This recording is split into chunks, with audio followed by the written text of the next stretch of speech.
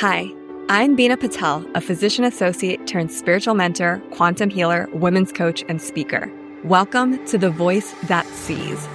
This podcast is an intimate dialogue on topics ranging from science and spirituality to alternative forms of healing, vulnerable storytelling, the esoteric ancient wisdom, the power of individual transformation, and how it impacts the collective evolution of humanity.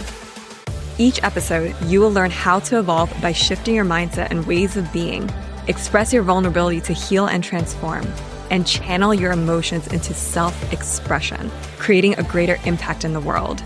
Let's continue your journey together.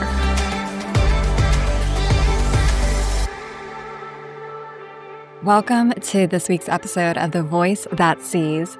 Today's episode is diving into the world of the esoteric.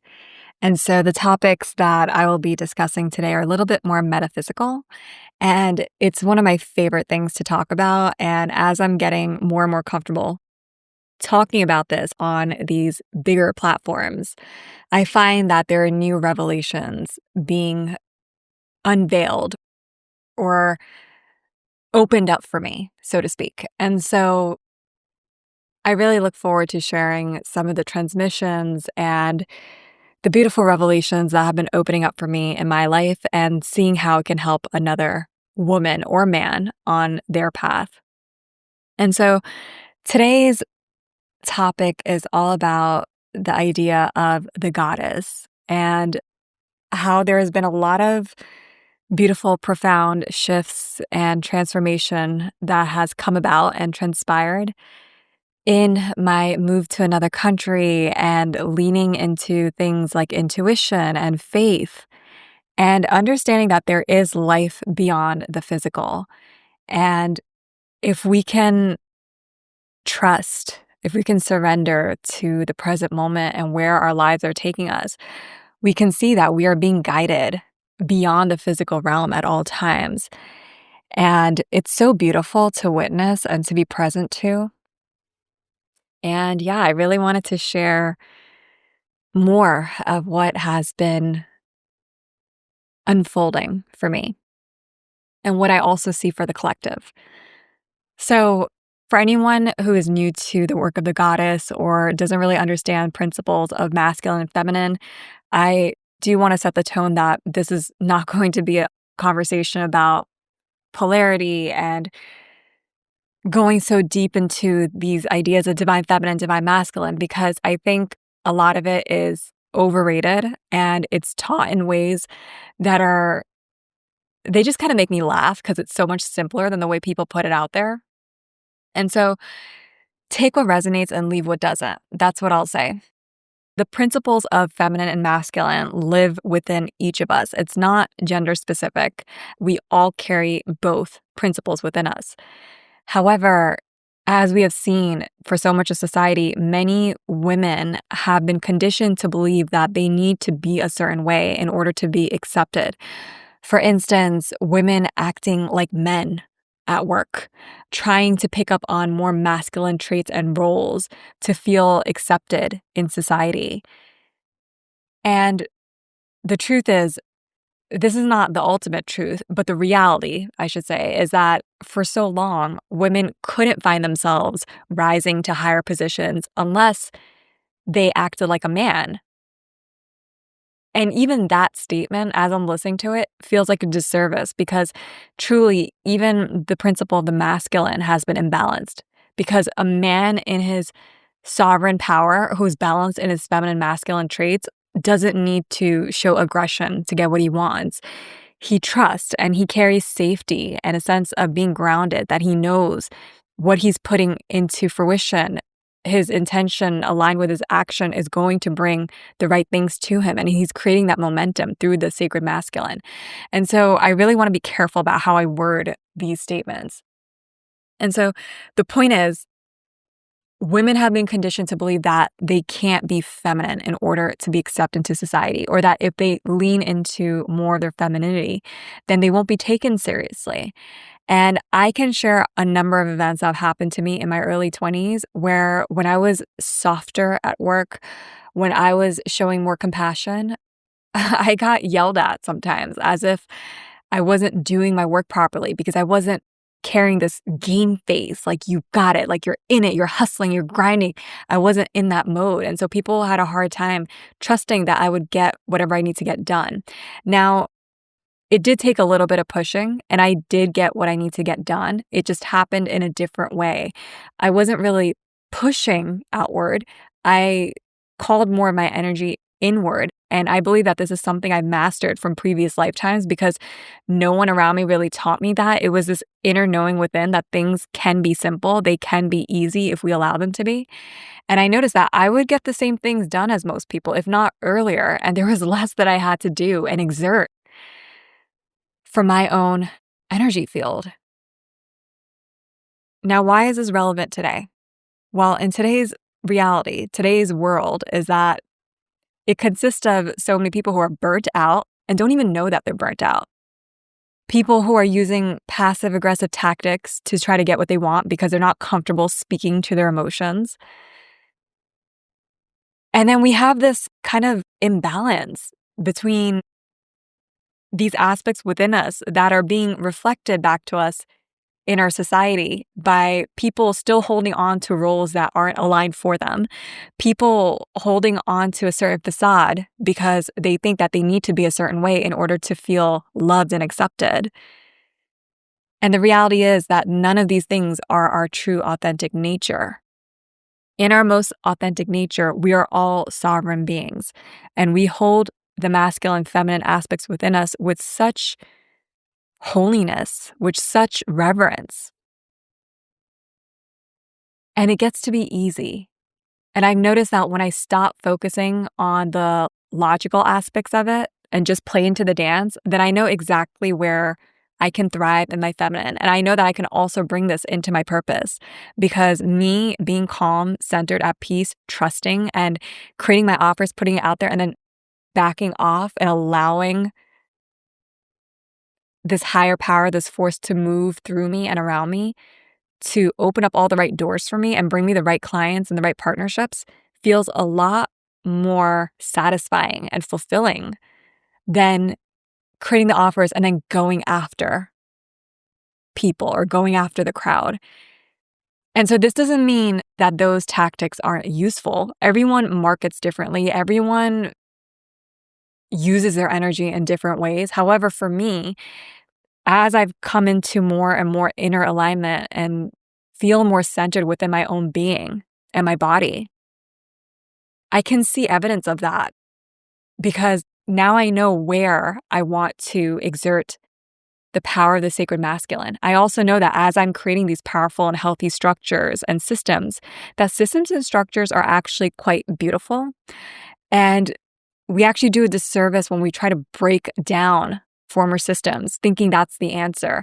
There's another way to go about it. And what we can do is we can still love that system and honor that there is a birth of a new kind of system, and then watch that dissolution that happens naturally when a higher vibration of a new system naturally elevates the planet into a higher frequency. That's essentially raising the consciousness of our planet, of humanity, of Gaia.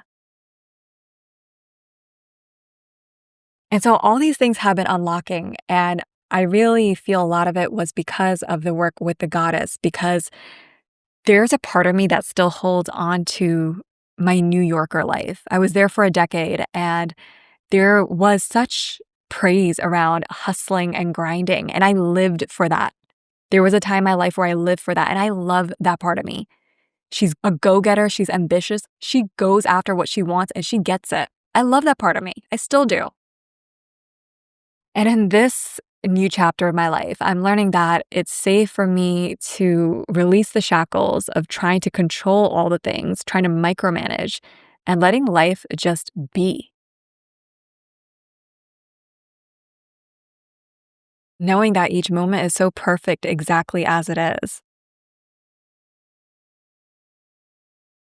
And as I weave these different revelations together, honoring former parts of me as well as new aspects of me that are coming online now, I find that I don't need to deny any aspect of me. In fact, I still like doing.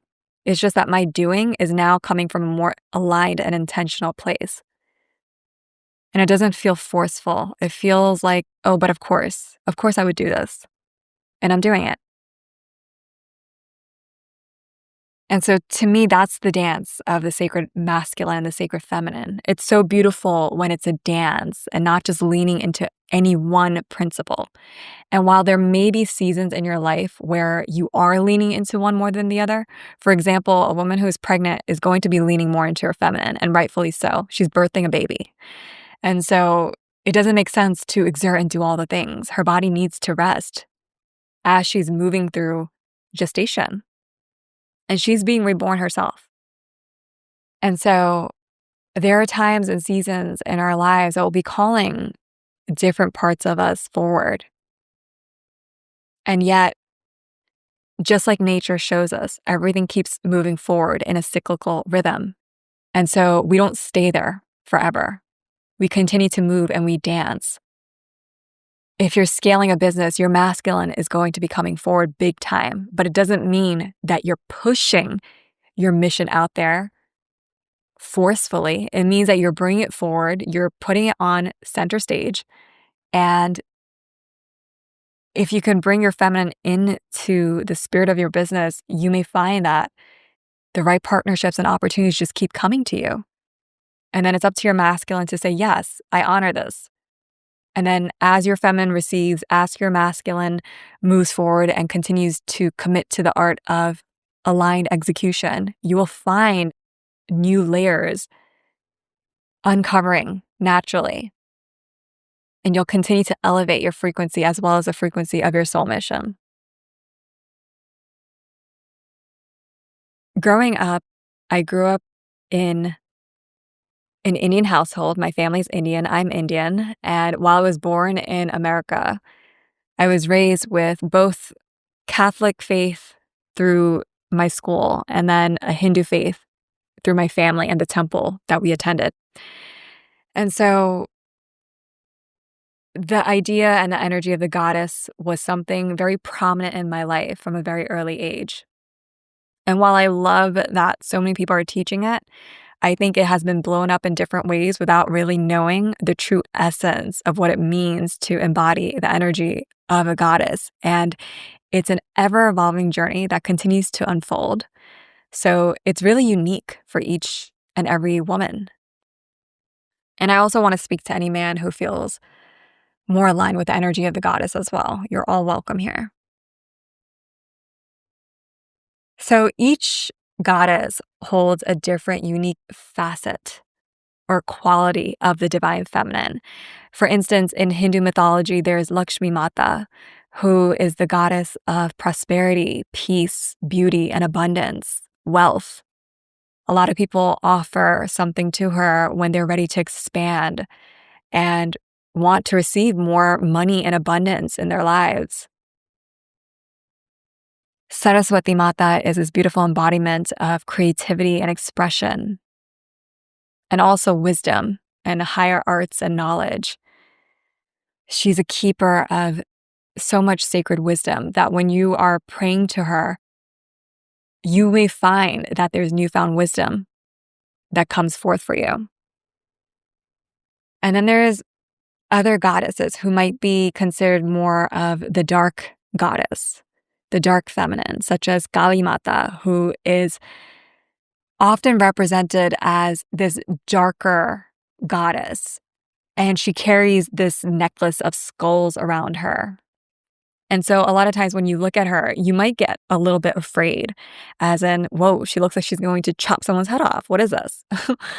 And when you really understand her path, what you can see is that she is slaying the demons and the shadows that people carry in order to transmute them into unconditional love and to help people unlock their infinite potential. And for those who are farther along on the path, you know that in order to embody your infinite potential, you've got to release the doubts and the fears and the self-sabotaging behaviors, the self-defeating thoughts and habits. They have to go. And sometimes they can go with tenderness, and sometimes there's Kali Mata, who comes with such a ferocity. And then, if you really get to know her, it's such tenderness and grace. But we can only meet that when we allow ourselves to be present to the shadows and dissolve them with our presence, our acceptance, and love.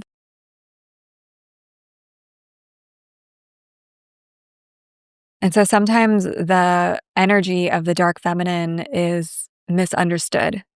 And people might get trapped in thinking that they have to hold on to their shadows, and they kind of romanticize the shadows. And there's an element of romanticizing the shadows and some of the more challenging emotions for sure. That's part of the healing process. However, the issue is when we get attached to that. And there's this sense of imbalance, because if you're romanticizing the shadows, you might as well also romanticize the light. It's also available. And that's what we're all ascending into. All of humanity is looking to ascend into the light. And what each goddess does is reflect back to us who we are and who we may be aspiring to become.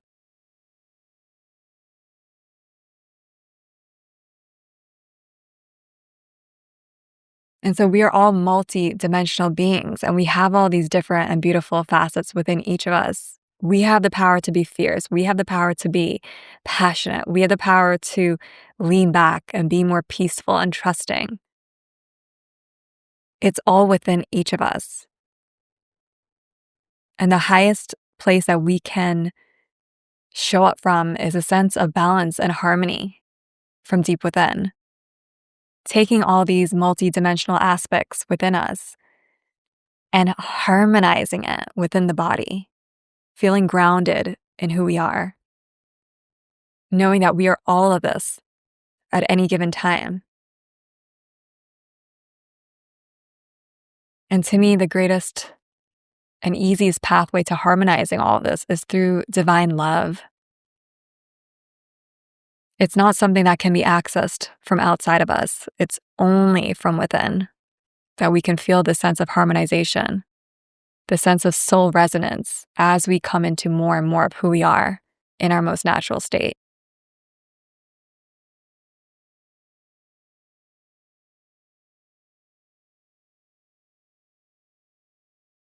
One of the most beautiful ways to connect to the energy of the goddess, especially if you're a woman who's feeling tired of trying to follow other people's blueprints. Maybe you're feeling burnt out and just generally fatigued physically, and you know that you can't go on much longer doing the work that you're doing, or just letting life run the way it has been for so long. Maybe you've had chronic health issues. Maybe you've just felt a sense of a lack of vitality. These next few messages and transmissions may be really helpful for you on your path. There's so many beautiful teachings with the divine feminine and all the sacred mysteries it holds. And something I invite you to do today as you're listening to this episode and sitting with whatever's unlocking for you is be able to meet the goddess and connect to the energy of the goddess yourself. This episode can provide a beautiful portal, which is a beautiful invitation, and I'm happy to offer it. And I still want to invite you to connect with the goddess to understand what it means for you outside the realm of what any teacher is sharing or teaching you. And the reason being is that we are all so unique. And as we work with different teachers and different energies of the different goddesses, different things will continue to unlock and evolve for us in each phase of our lives. For instance, there was a time in my life where Lakshmi Mata was the main person, the main goddess that I was praying to. And I still do. I absolutely love her. And her energy is very potent in my life.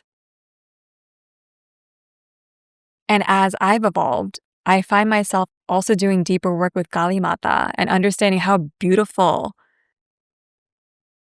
her work is and how much her presence has been integrated into my daily life as I'm watching my soul mission be so accelerated from where it was even a couple years ago, and noticing all the forward momentum that's been happening in my calling and my purpose these last few years. And I know it's with her help, because there were plenty of times where I met moments where I'm like, this is too much. I just don't think I could say this. I don't think I could go for this opportunity. Who am I? And it's like she comes through and holds me to a higher standard. And it's like, no, this is getting slayed. And we're cutting this off. We're going to love it. We're going to put it back inside of you with love. We're going to own it. We're going to accept it. And we're going to evolve higher than ever. And what a ride, because each time this happens, this shift to higher frequency, there's so much that can come up, and yet I'm held. I'm held in her loving embrace. I'm held by this energy of power and strength that's beyond what I know physically. It's divine power.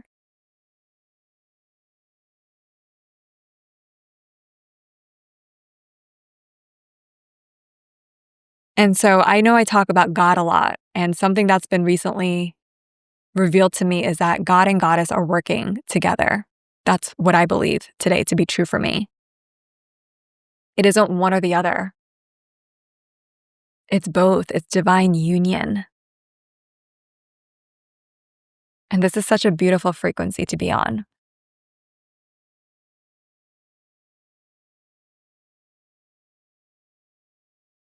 Last August, I left Costa Rica in preparation to see family and go home for my brother's wedding. And I remember when I left, I sat with this beautiful latte at one of my favorite coffee shops here. And the number 7 was written into the coffee.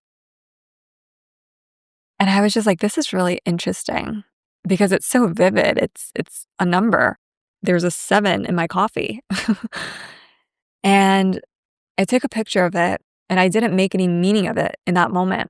And when I came home, I suddenly felt this calling to get to know Mary Magdalene. And I've been hearing about her from various teachers, and I've gone in these deep and beautiful spiritual journeys with many different mentors, including ones from Sedona, Italy, and I could feel her energy.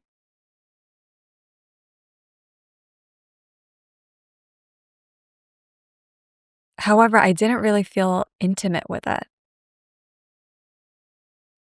And so I bought a couple of books to understand how in the Bible, she was known as the woman, the disciple that Jesus Christ helped extract 7 demons from. And so I think a lot of people are familiar with that. However, I knew there was something deeper to her, and I couldn't quite connect to it unless I was able to meet her myself. And so what happened in the next 7 months, and you can't make this up, is I saw so many of my shadows come to surface. I saw greed, I saw arrogance, I saw anger being mismanaged and what it looked like as it was being mismanaged. And it didn't all hit me at once. It was a process. And I wouldn't say I'm a completely clean human, right? Like, we all have our stuff, and I fully love and accept all these different parts of me. And it's a journey of learning to love all those parts of me.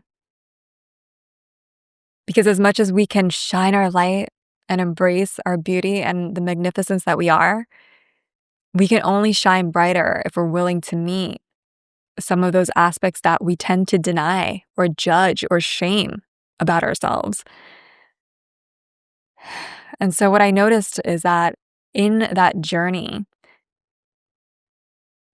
it was a journey into the underworld without going too deep. And I felt that what Mary Magdalene did for me is she held a space so that I only had to go as deep as I was willing to go, as safe as it felt for me to go. And what became uncovered was some grief that I didn't even know was there. some limiting beliefs from childhood, some stories that I was still telling myself that didn't serve me anymore. And I found myself embracing myself like a child a lot. I felt that I was giving myself a lot more hugs, feeling my own gentleness, my soft caress, being present to the love that can only come through me, that is sourced from deep inside.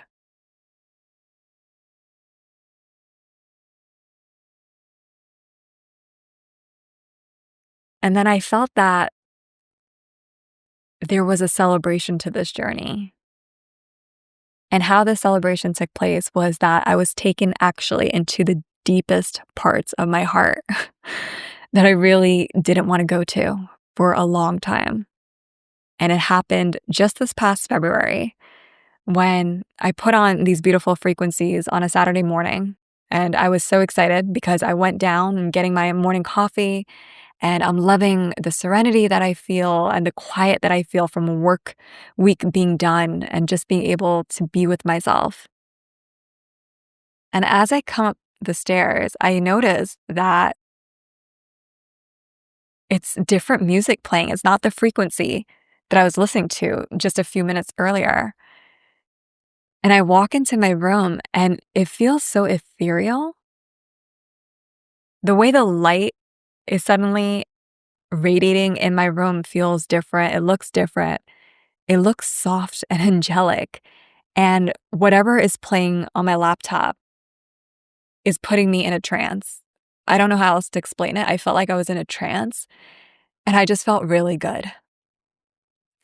And I walk up to my laptop and I'm just like, what is this? What's playing? And it was a Mary Magdalene activation. And what I felt in that moment was that, yes, I had been calling out to her last year. And this year, I felt she was calling out to me. And so when we're working with these energies from the higher planes, it's true that we're being guided at all times. However, our guides, and what I like to say, God and Goddess, if you want to go straight to source, go straight to source. It's the easiest way. Go straight to God and Goddess. We can't work with them unless we ask for that, because we also have free will as humans.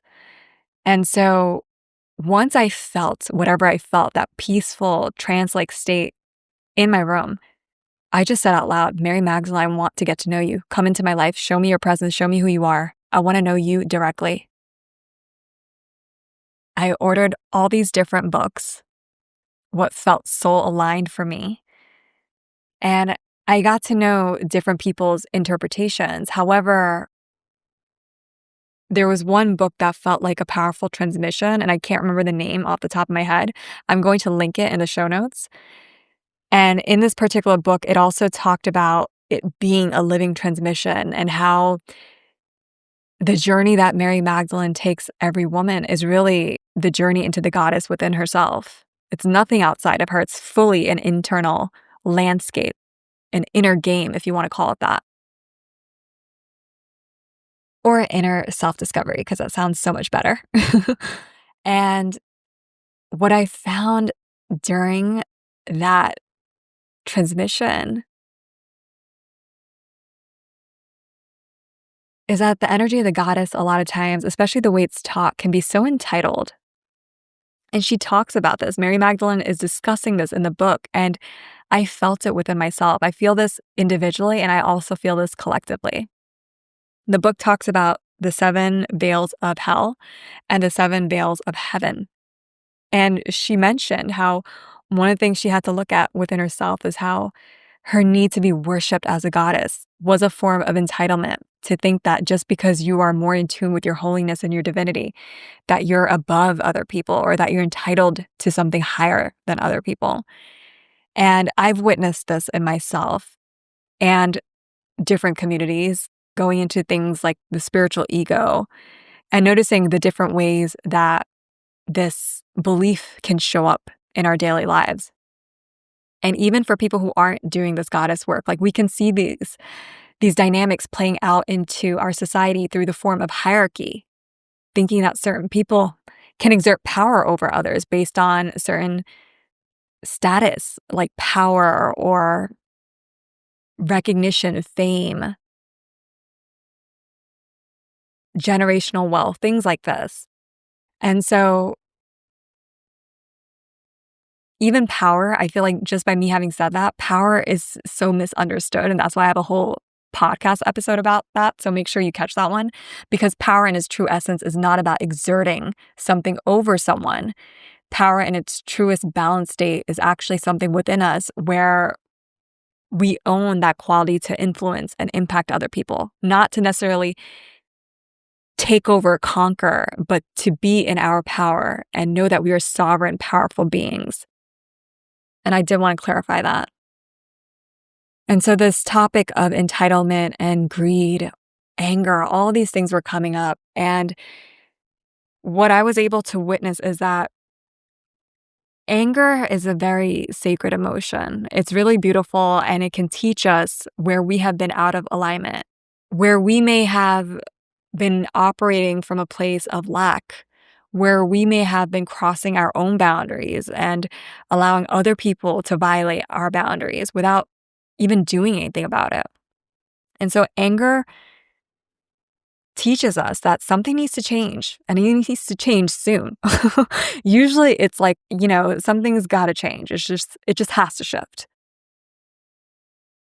And yet if we don't know how to hold that emotion and really be with it and process it, we just project that emotion out there, and it can be misguided.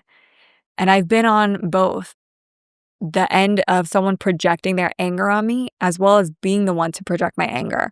And so something that happened in this journey with Mary Magdalene was that I suddenly sensed the vulnerability of a lot of people who are not aware of these topics, people who are not aware of their divinity. And it doesn't mean that they're any less than us or less than people who are aware of the spiritual path. It just means that they're not aware. That's it. And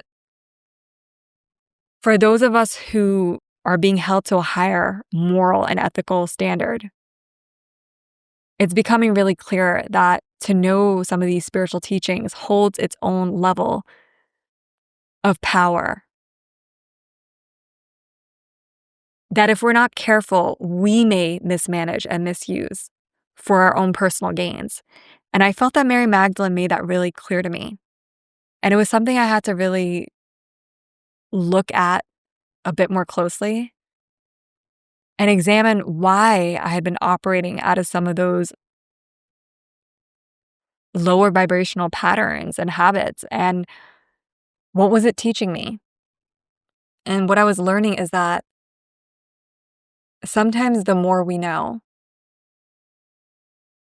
and it's beautiful to gain knowledge and to have our gifts activated throughout our lives, we sometimes forget that there's this sense of universal vulnerability among all of humanity. And we're all at different phases in our evolution, and we all know different pieces of universal knowledge and wisdom.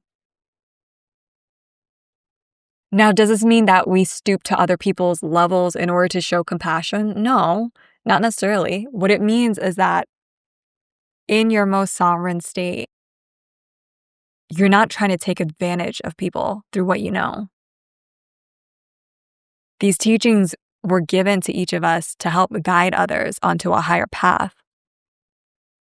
And we're human, so we can use free will in how we're going to direct that energy. And yet it's really beautiful when we continue to rise and also meet ourselves with deeper grace, compassion, and self-love. Because in those moments, we don't use this higher level of abundance and love as a way to exert anything over anyone else. We use it to lift people up naturally. And it happens quite organically. It often happens from just being in the presence of someone else who's already awakened to these higher states of being.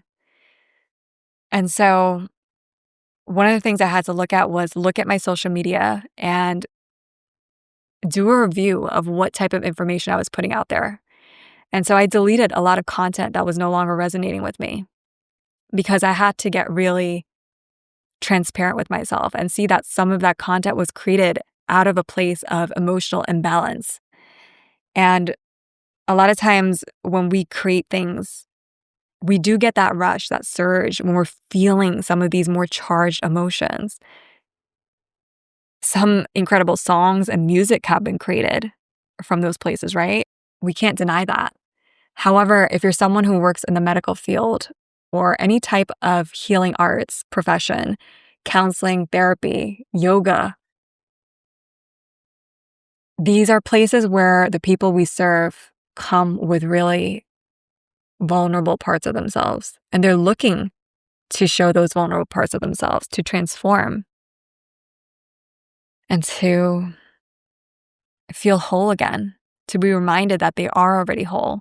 And so the content that we put out there, the education that we are providing is held to a higher standard if we are holding these codes of ancient wisdom, which, by the way, we all are. And so as more of us are starting to remember that we are infinite, that we are these keepers of ancient wisdom,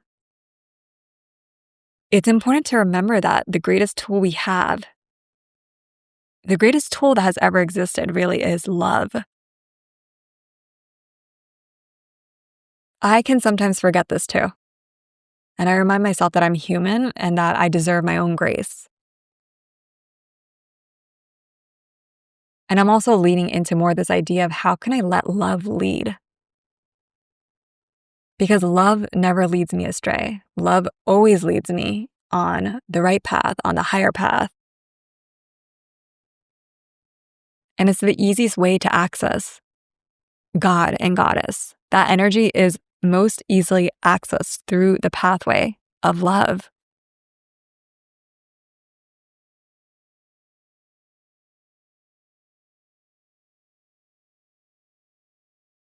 After going through this book, I counted back how many months it had been since I initially felt drawn to her pull.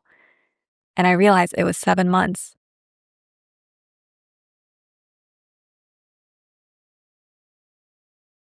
Yeah, August, September, October, November, December, January, February. That's 7 months.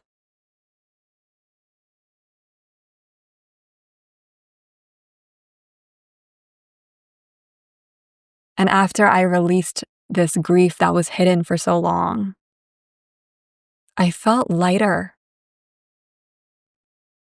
There were things that I was holding on to for so much of my life that I didn't even know I was holding on to. It was so trapped in the body. And I was able to let go, and it didn't feel like this excruciating thing that was so challenging to release. It just felt like it's time to let go.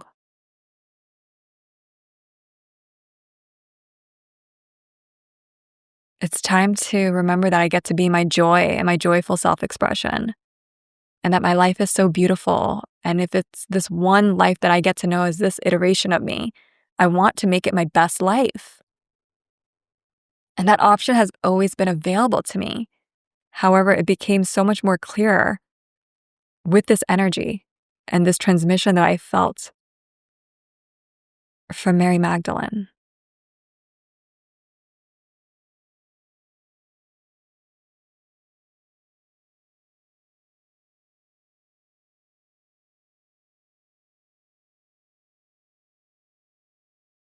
I feel that the message I'm feeling called to share today is,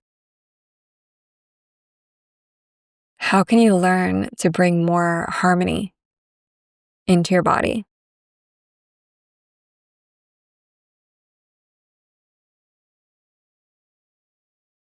How can you allow more love into your life?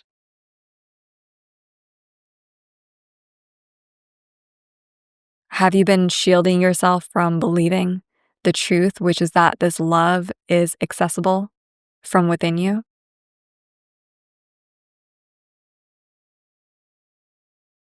And what's the payoff of that? How is it serving you? If it is, maybe it's keeping you safe in certain patterns you've held on to for so long. In contrast, maybe it's holding you back from being in your infinite potential and from living the life that you truly desire.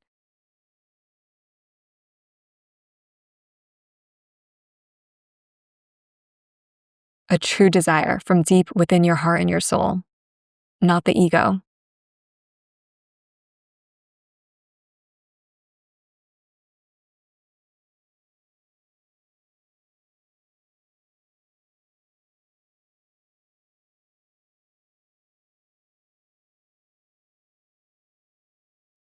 As I've been awakening to more divine love within me, I find that wherever my expression is going, whether it's talking to a person in a daily conversation, writing an email, showing up to record a podcast, walking, anything simple, anything ordinary, as well as things that are a little bit extraordinary and outside my comfort zone.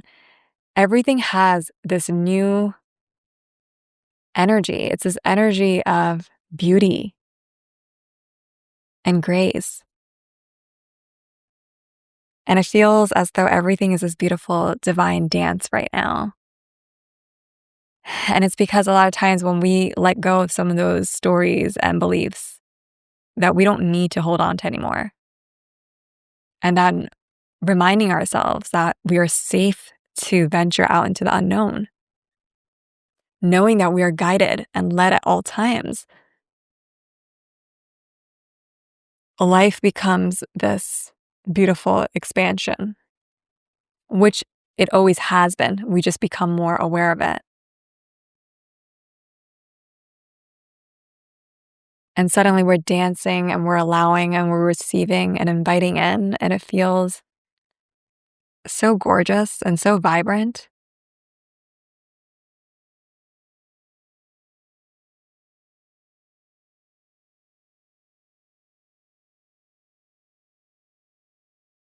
And it feels like this is the ancient story, the hidden wisdom that's been encoded within us and within our DNA, as well as the imprint in all of humanity. However, forgotten for so long. And now, so many of us are remembering that these codes have been within us this whole time. This is an ancient remembrance.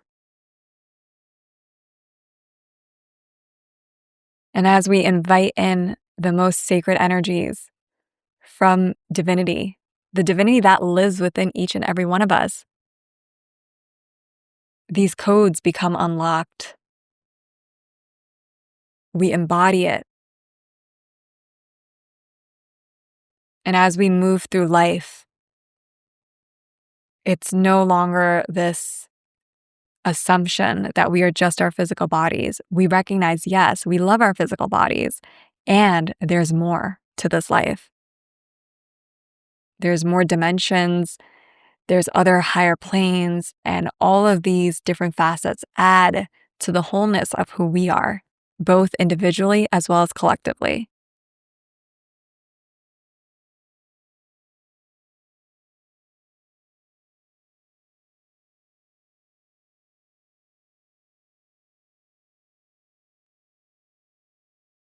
Remember that at the core of who you are divine love and light.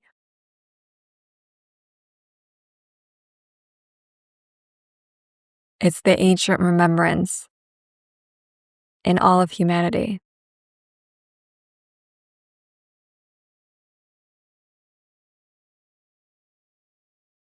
You're not becoming anyone new. You are simply remembering who you have always been.